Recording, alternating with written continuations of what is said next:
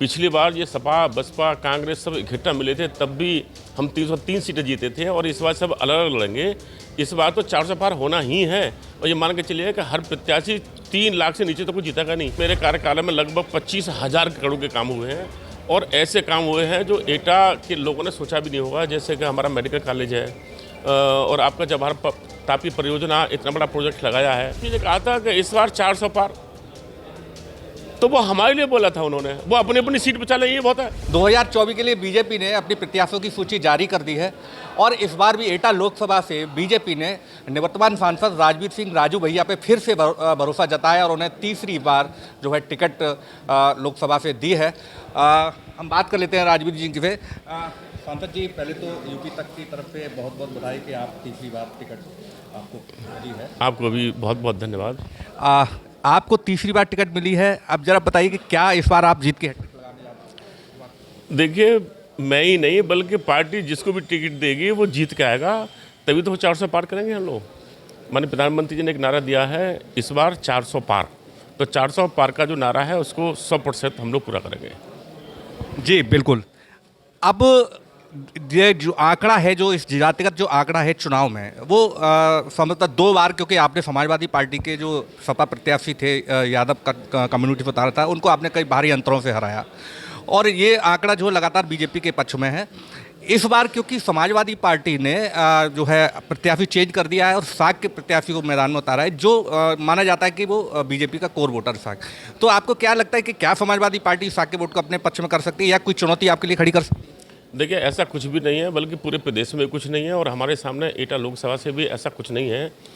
पिछली बार ये सपा, बसपा, कांग्रेस सब इकट्ठा मिले थे, तब भी हम 303 सीटें जीते थे और इस बार सब अलग अलग लड़ेंगे। इस बार तो 400 पार होना ही है और ये मान के चलिए कि हर प्रत्याशी 3 लाख से नीचे तो कुछ जीतेगा नहीं। और एटा की जो इस समय जो भावनाएं देखने में आ रही हैं, एटा की जीत कम से कम 5 लाख की होगी।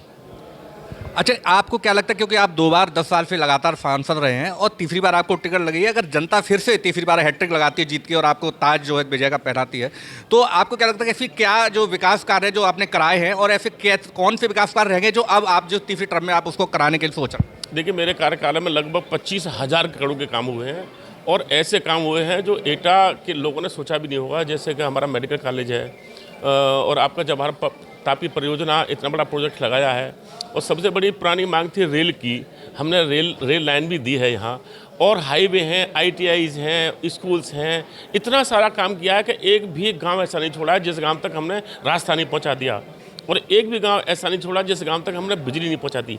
एक भी गांव ऐसा नहीं बचेगा जिसमें हर घर जल ना पहुंचा दें और एक भी परिवार ऐसा नहीं है जिसके लिए खाद्यान्न की सुविधा नहीं मिल रही हो। एक भी किसान ऐसा नहीं है जिसको किसान सम्मान निधि में नहीं मिल रहे हो।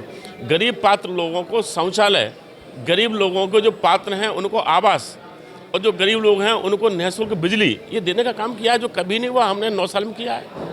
विपक्ष राम मंदिर का प्राण प्रतिष्ठा हुई, विपक्ष ने पहले ही कह दिया कि ये राम मंदिर के बहाने जो लोकसभा चुनाव जीतने की कोशिश कर रहे हैं। राम मंदिर बन गया, क्या लगता है चुनाव आपने ख़त्म कर दिया है या अभी चुनाव बाकी? देखिए, चुनाव तो 92 मोदी जी के पक्ष में आ गया, भाजपा के पक्ष में आ गया। ये देश राममय और भाजपा में हो चुका है और राम को राजनीति से नहीं जोड़ना चाहिए। ये तो राम का मंदिर है, इस राष्ट्र का मंदिर है और जो इसको राजनीति से लेकर चलते हैं, मैं समझता हूँ वो छोटी राजनीति है। समाजवादी पार्टी लगातार करी कि बीजेपी को इस बार यूपी से बाहर करेंगे, आप क्या कहते हैं, बीजेपी की क्या सीटें रहेंगी और समाजवादी पार्टी की? अखिलेश यादव जी ने कहा था कि इस बार 400 पार, तो वो हमारे लिए बोला था उन्होंने, वो अपनी अपनी सीट बचा ले, ये बहुत है।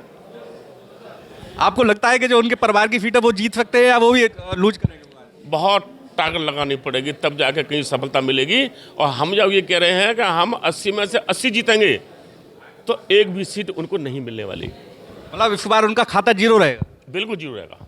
तो बिल्कुल ये थे हमारे निवर्तमान एटा के लोकसभा के सांसद राजवीर सिंह जी, जो उनका मानना है कि बीजेपी ने जो उन पर भरोसा जताया है वो इस बार फिर तो जीत की हैट्रिक लगाएंगे और अपने जीत की हैट्रिक के साथ बीजेपी यूपी में 80 लोकसभा सीट में से 80 लोकसभा सीटें जीतेगी।